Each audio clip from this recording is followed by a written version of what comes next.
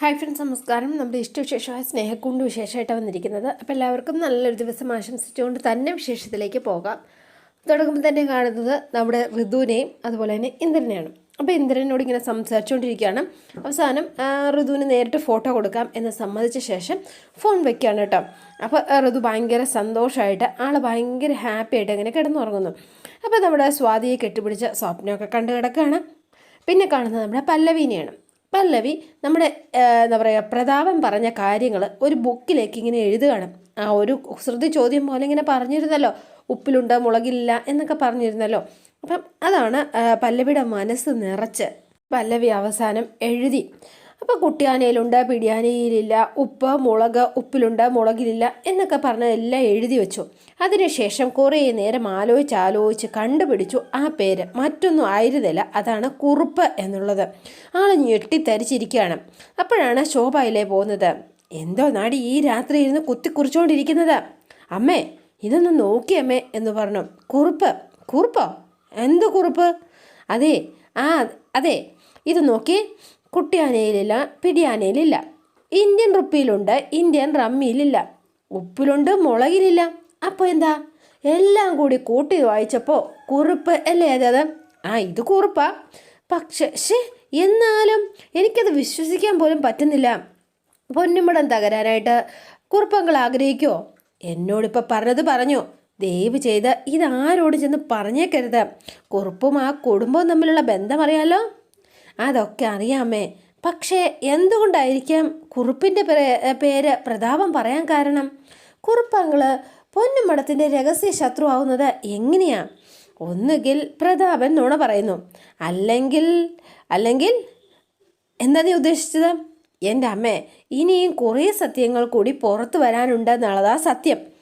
എടാ, നീ കുറുപ്പിനെ സംശയിക്കുവാണോ എന്ന് ചോദിച്ചോ.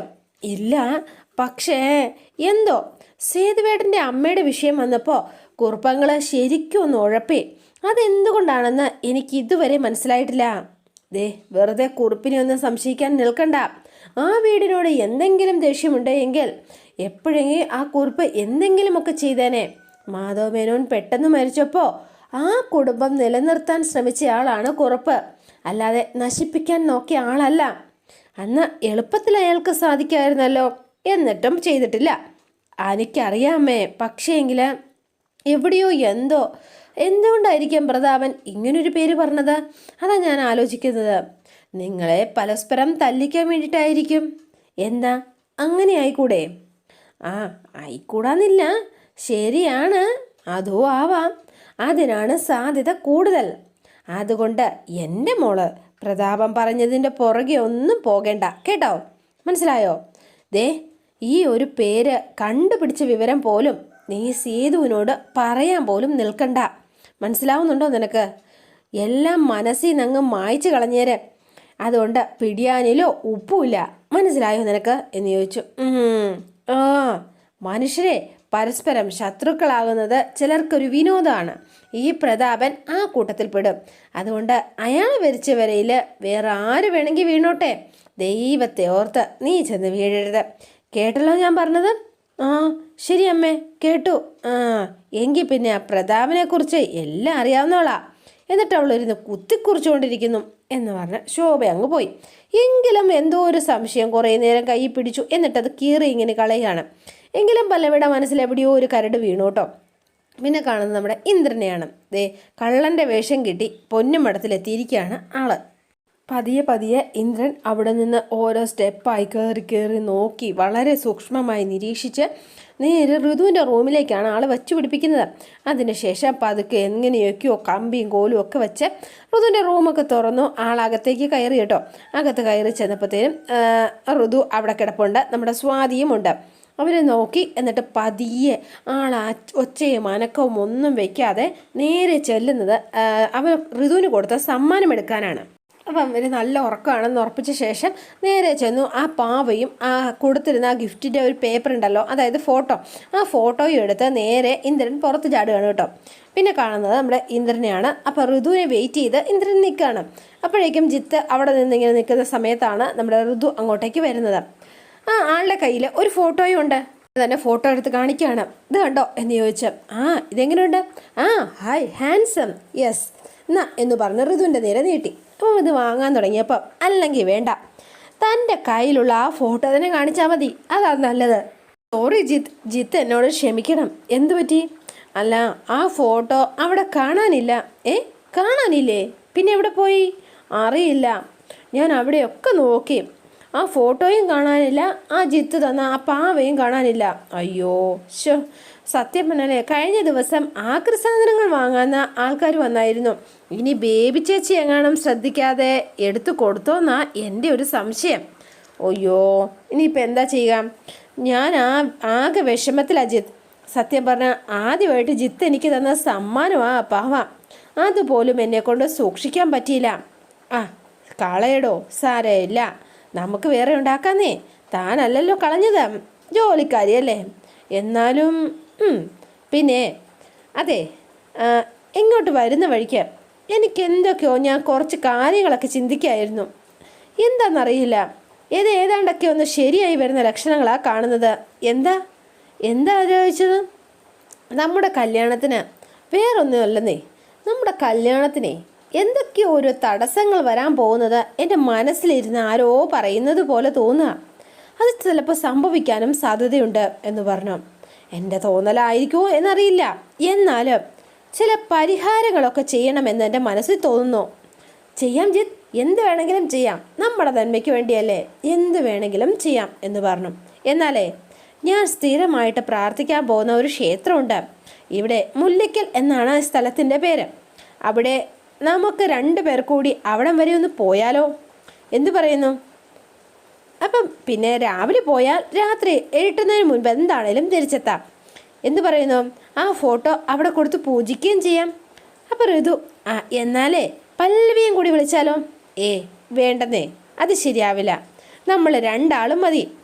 അത് മാത്രം മതിയെന്നേ. ഞാൻ മനസ്സിൽ നേർന്നു പോയതാ. ഞാൻ പറഞ്ഞ എന്താണെന്നറിയോ? മറ്റാരും കൂടെയില്ലാതെ എൻ്റെ പെണ്ണിനുമായിട്ട് മാത്രം ഞാൻ വന്ന് തൊഴുതേക്കാമെന്ന്. അപ്പം ഋതുവിന് ഭയങ്കര സന്തോഷം, ആൾ ഹാപ്പിയാണ്. ജിത്തിൻ്റെ ആഗ്രഹം അങ്ങനെയാണെങ്കിൽ ചെയ്യാം, പക്ഷേ വീട്ടിൽ തൽക്കാലം ആരോടും പറയണ്ട എന്ന് പറഞ്ഞു. വന്ന ശേഷം പറഞ്ഞാൽ മതി. ഇരുട്ടുന്നതിന് മുൻപ് എത്തില്ലേ? എത്തും, ഉറപ്പായി എത്തും എന്ന് പറഞ്ഞ് ജിത്ത് കൺവിൻസ് ചെയ്യാണ് കേട്ടോ. പിന്നെ എൻ്റെ കൂടെ വരാൻ ഋതുവിന് പേടിയൊന്നുമില്ലല്ലോ അല്ലേ?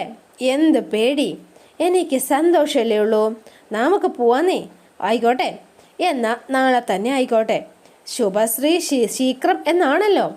അപ്പോൾ അതേ 2 പേരും ഹാപ്പി ആയിട്ട് നിൽക്കുന്നു. ഇന്ദ്രൻ എന്തോ നിഗൂഢമായ കുറച്ച് ലക്ഷ്യങ്ങളും ഒക്കെ ആയിട്ടാണ് ഇറങ്ങിയിരിക്കുന്നത്. പിന്നെ കാണുന്നത് ഇന്ദ്രൻ പ്രതാപനെ കാണാനായിട്ട് എത്തിയിരിക്കുകയാണ്. പ്രതാപൻ ഇറങ്ങി വന്നപ്പോഴത്തേനും ഒത്തിരി നേരമായി വന്നിട്ട് ഇല്ല, എന്താ ഇങ്ങോട്ട് വരാൻ കാരണം എന്ന് ചോദിച്ചപ്പോഴത്തേനും, എടോ തനിക്ക് ഇപ്പോഴും രാഷ്ട്രീയത്തിൽ നല്ല സ്വാധീനമുണ്ടോ? അതെന്ത് ചോദ്യമാണ്? എൻ്റെ വേഷം കണ്ടാൽ അറിഞ്ഞൂടെ? അങ്ങനെയാണെങ്കിൽ തനിക്ക് മുല്ലയ്ക്കൽ എന്ന് പറഞ്ഞ സ്ഥലം അറിയാമോ?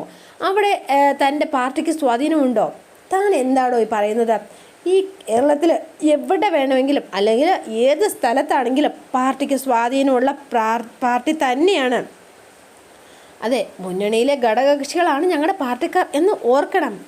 എന്ന് വെച്ചാൽ താൻ വിചാരിച്ചാൽ മുല്ലയ്ക്കൽ എന്ന് പറയുന്ന സ്ഥലത്ത് പലതും ചെയ്യാൻ പറ്റും. ആമേ റൈറ്റ്? പറ്റും, ഉറപ്പായിട്ട് പറ്റും എന്ന് പറഞ്ഞു. എങ്കിൽ എന്താടോ, വല്ല സ്ഥലക്കച്ചവടത്തിലും ചെന്ന് കുടുങ്ങിയോ താൻ എന്ന് ചോദിച്ചു. ഞാൻ കുടുങ്ങിയിട്ടില്ല, പക്ഷേ ഒരാളെ ഞാൻ കൊടുക്കും എന്ന് പറഞ്ഞു. ആരെ? താൻ എന്താടോ ഈ പറയുന്നത്? എന്ത് സഹായം വേണമെങ്കിലും ചോദിച്ചോ, ഞാൻ ചെയ്തു തരാം എന്ന് പറഞ്ഞ് പ്രതാപൻ അങ്ങ് കാര്യമേറ്റു. അപ്പോൾ കുറച്ചിട്ട് വേറെ ഒന്നും താൻ ചെയ്തു തരണ്ട, സിമ്പിൾ. അവിടെ നാളെ ഉച്ചയ്ക്ക് ശേഷം ഒരു ഹർത്താൽ നടത്തണം, ഒരു മിന്നൽ ഹർത്താൽ. എന്തു പറയുന്നു? ജനജീവിതം സ്തംഭിക്കണം.